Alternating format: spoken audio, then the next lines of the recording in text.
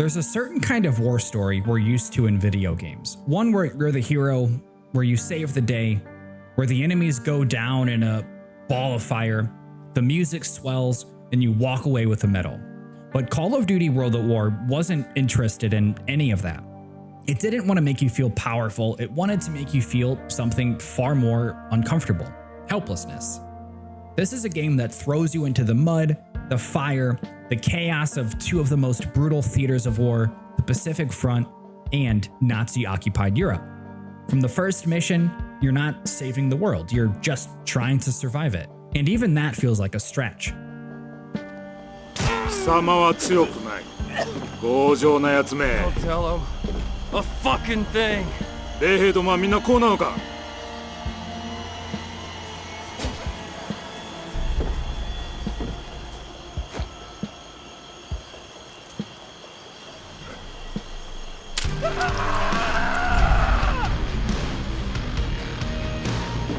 二人とも殺せ。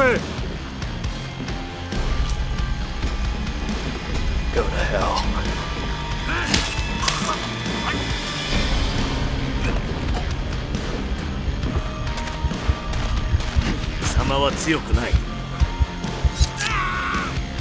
Miller, you're okay. Thank God. We're gonna make them pay for what they've done. Fuckers!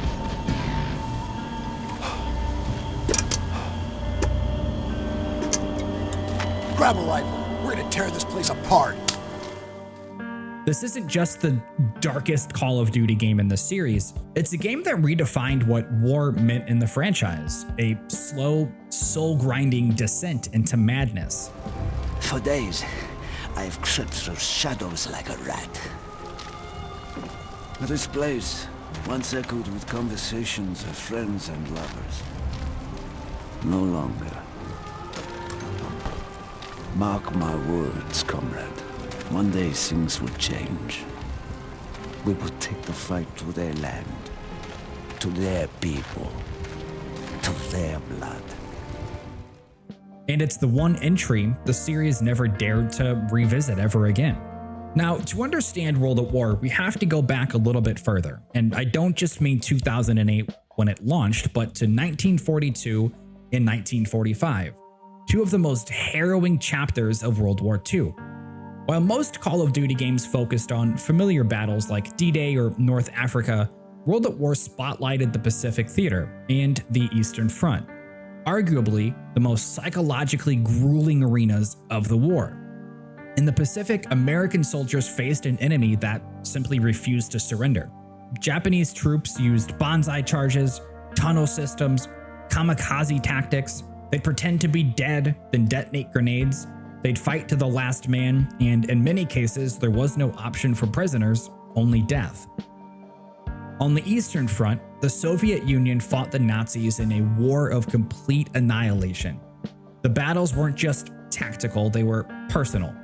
Towns were burned, civilians executed, and entire cities completely leveled. The Soviets lost more than 20 million people. Entire divisions were thrown into meat grinders. Treyarch's vision was clear. War wasn't cinematic, it wasn't clean, it was atrocious, horrifying, and desperate.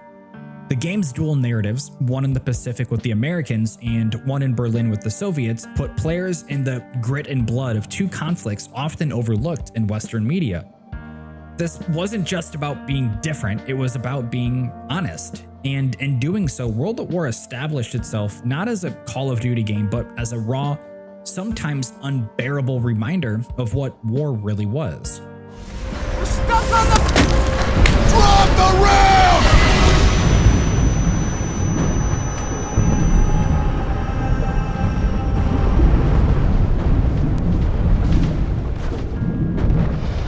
I got you, Miller! You're still in one piece! Plan's gone to shit! Kojo's got a defensive line dug in just beyond the tree line! We've got heavy MG fire tearing up the beach! Most Call of Duty games offer a sense of pace, dramatic heights, and explosive climaxes. World at War offers no such relief. It opens with a cigarette being burnt out on your face, and somehow things only get worse.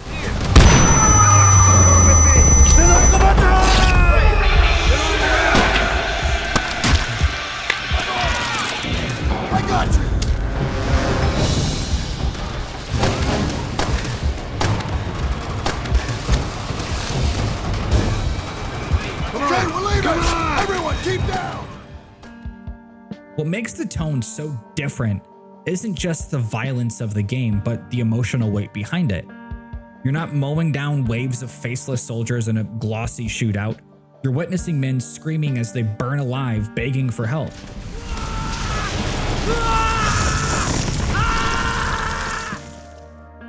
You're walking through mass graves, charred corpses, and crumbling cities. No witty one-liners, just grim silence or desperate orders being barked under fire. Even the music is subdued, more eerie strings than heroic horns. This game isn't trying to impress you, it's trying to disturb you. Every moment reinforces the message, this isn't a game about being the heroic best soldier, all you can be. This is a game about what war really truly does to soldiers. Jonah! What is going on? These men are trying to surrender! Look around you, Jonah! Do you think these men will be denied their revenge? That comes only two ways. Fast or slow. Dimitri, it is your choice. You should have shot them, Jonah.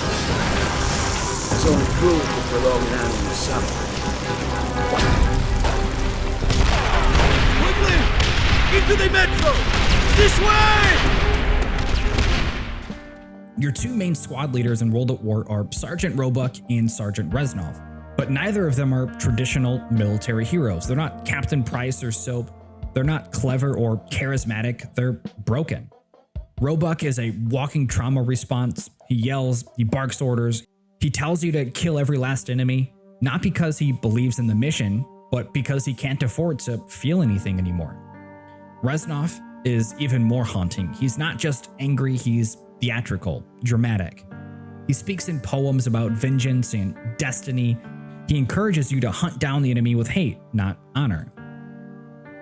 What makes these characters so effective is that they reflect the world around them. In a game full of cruelty, they are products of cruelty. By the end of the campaign, you don't really feel much pride in following their orders. Instead, you feel haunted by what you've done right alongside them. The gameplay in World at War is built not just to challenge you, which, by the way, there are some missions in this game that, in all honesty, are very difficult, but they are also there to disturb you. The tools you're given are violent, messy. Take the flamethrower. It's one of the most iconic weapons in the game, not because it's necessarily the most powerful, but because it's horrifying.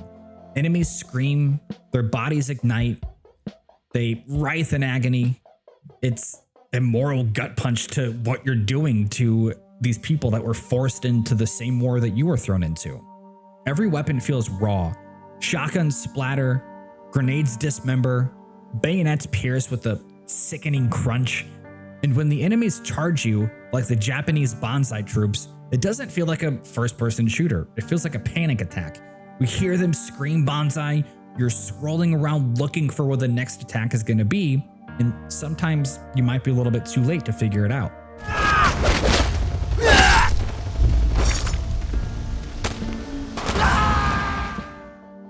Even multiplayer is a chaotic, brutal experience. No high-tech loadouts, just rifles, dogs, and grit. And that's the point. The gameplay was designed to immerse you in discomfort, to make you feel like every encounter could be your last. And then, just when you thought the game couldn't get any darker, it threw one last surprise at you. World at War ends its campaign with an unexpected post-credit sequence. No victory speech, no parade, just silence, then static, then groans, then the words, "Knock the Untoten." I probably just completely butchered that. But you wake up in a ruined building, no instructions, no dialogue, just boarded up windows and something outside trying to break in. A descendant into horror that somehow felt more grounded than the rest of the game, because the undead weren't a metaphor, they were a manifestation, a representation of how the violence never really ends.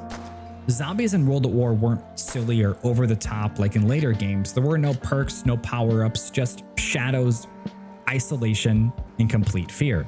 And the mode took off.